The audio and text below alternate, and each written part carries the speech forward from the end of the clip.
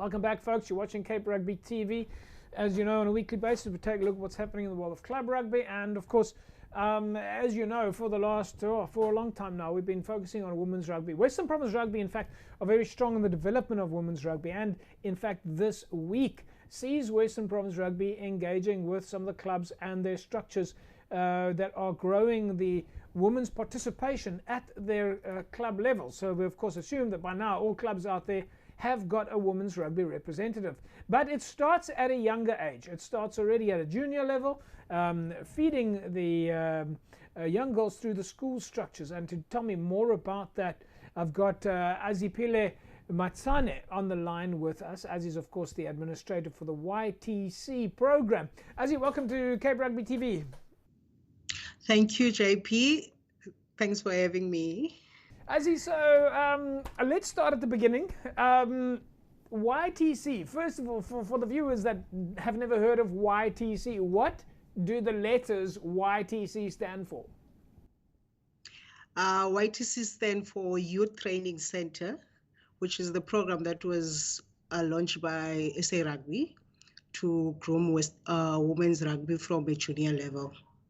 So our target is from the age of 14 to age of 20 years old. Our aim is normally to draw the players from school level, so that they can be ready for a senior level. And Azi, when we're talking about YTC, are we talking about specifically for women and girls now? Yes, this year the youth training center only aims for the girls. It means the women's, from all the 8 provinces that SA Rugby launched. So we have 8 provinces, which is Blue Bulls, Limpopo Blue Bulls, Border, SWD, KwaZulu-Natal, Triquas, Western Province, and SWDs. That's the only 8 provinces that have YTC.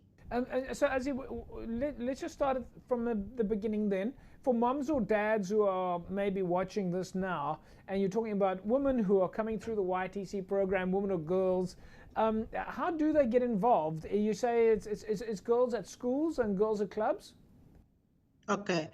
For us, we select girls from from a school. So the YTC would launch festivals or any regional events or games. So the schools will participate from our festivals or regional games, and then we will select the best players from there.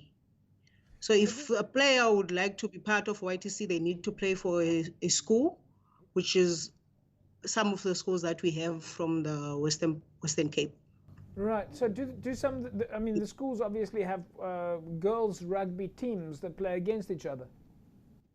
Yes, they have girls rugby teams that play against each other in our festivals, and then from there the YTC will select the best players, and then those players will participate as Western Province players in the YTC games. And how are we doing as Western Province when we're talking about the young girls coming through the ranks? Because I mean, if I look at our senior women's side, we're just talking about massive success. I mean, we went pretty much unbeaten through the whole year again, and it's title after title. How are we doing as young girls when we take on the other provinces? You know, when they say you must groom the players from a junior level, it started from there. The last time we got to lose, it was 2019, with the under 80s. But through all the years from 2015, we've been winning the YTC, we've been winning the Western Province National Youth Weeks. So we're still on that higher level. They always rank us as number 1. We've seen quite a lot of a focus, of course we know it's Women's Month, but we see that Western Province Rugby, there's a lot of focus on the development of women's rugby. I mean, you must be so excited about the additional exposure for women's rugby at the moment. Yes, I'm really excited, and through that they're developing female coaches now, and then they're making sure that the clubs are getting more players and having more workshops so that they can get more players from the schools. We're very excited with that, because the women's rugby is going to grow to another level. And that's helping us, because now we've got more coaches that can coach at our junior level.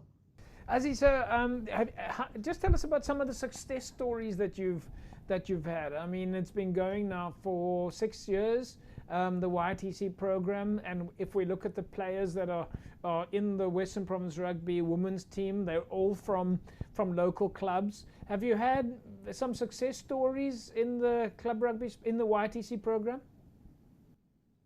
Yes, we have a lot of success stories. I only started as an administrator in 2020, last year in March. The previous administrator, it was Melissa Limanyande. But I've been working with her. So I've known since 2015 what's going on with the YTC. We have like players like Alicia Iris, Donald Sai Snyders. They're all coming from the YTC and they're there now with the seniors, and they're also part of the SA Rugby High Performance Squad. We also have coaches like Lorian, which is the under 20 SA coach, female coach now. And we've been grooming a lot of players to be in that senior level now. It's just that some of them, they're still young, they can't be there at the moment.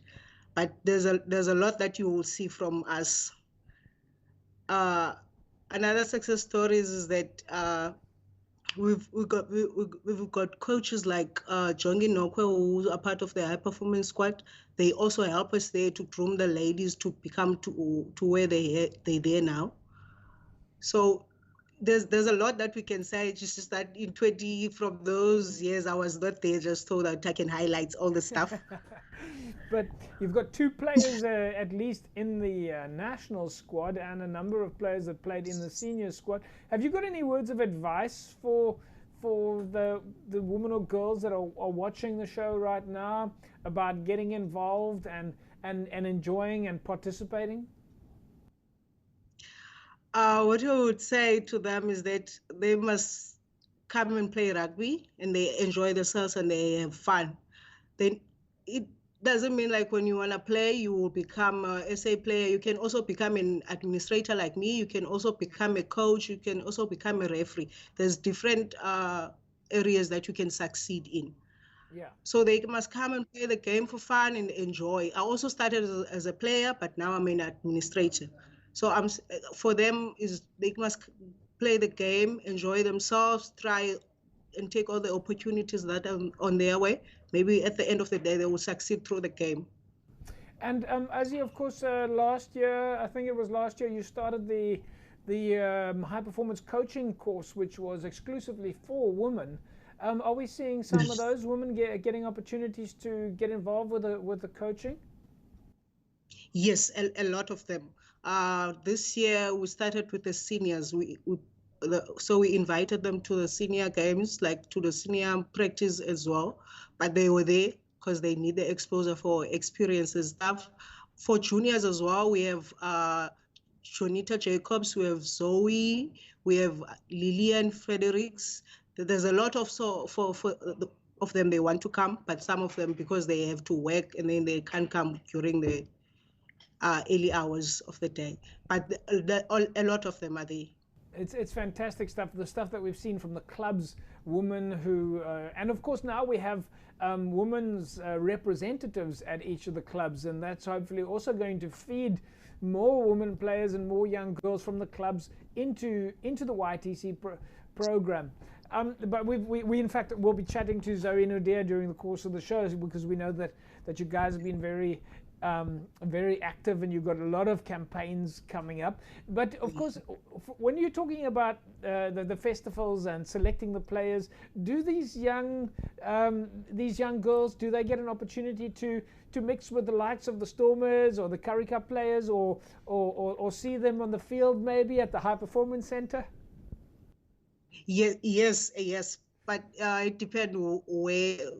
For now, because we have this COVID thing running around, we can't invite anyone.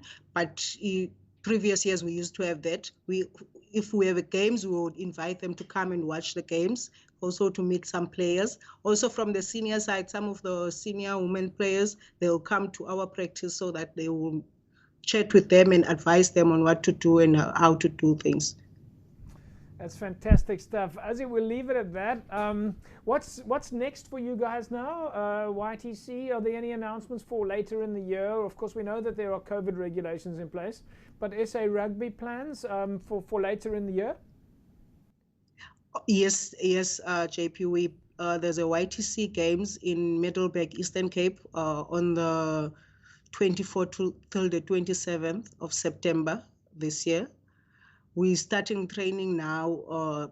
On Saturday, we will have a fitness test at City Park from 9 till 11 with the under 20s. We'll only host the under 20s for this year for the YTC. So we're starting practicing on the 14th, but we have sent it to the clubs to invite all the elite squad players to come and join us. And then we will have a friendly against SWD in Riversdale on the 28th of August. So they will have two teams for the under 20, and then those two teams will select the best team that will go and represent Western Province YTC. Azzy, that's great stuff. We look forward to getting lots of photos and videos in from the testing sessions. Congratulations again, and we'll catch up soon. Thank you, JP. Thanks for having me. Azipheli Manitsane, of course, administrator for the Western Province Women's Rugby YTC program.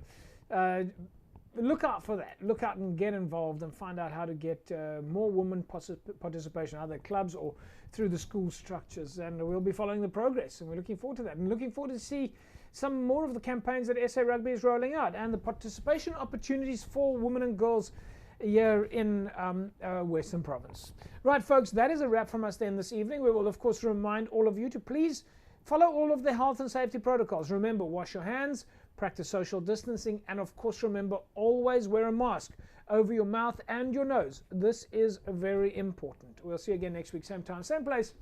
A fantastic rugby weekend. Bye-bye.